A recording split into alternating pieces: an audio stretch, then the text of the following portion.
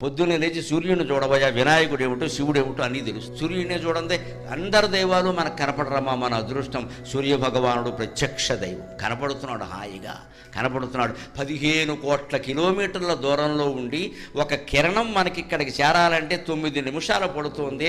అంత 9 నిమిషాల్లో కొన్ని కోట్ల కిరణాలని భూమండలానికి అందించి భూమండలాన్ని అంతటినీ తేజోవంతం చేస్తున్న సూర్యుడికి ఎన్ని నమస్కారాలు చేస్తే రుణం తీరుతుంది. అందుకే హిందువులు కనిపెట్టిన ఒకే ఒక యోగాభ్యాసం సూర్య నమస్కారం. యువతరం అంతా అది చెయ్యాలి. జమ్ము కాదు పనిలే. డాబా మీద సూర్య నమస్కారాలు చేయి. అది కొనడు, 4 యంత్రాలు కొంటాడు, పైకి లేపుతాడు, కిందకి తీస్తాడు, 4 రోజులు వాడతాడు. 4 రోజులు అయ్యాక దాని మీద తువ్వాళ్ళును బనీన్లు ఆరేస్తాడు.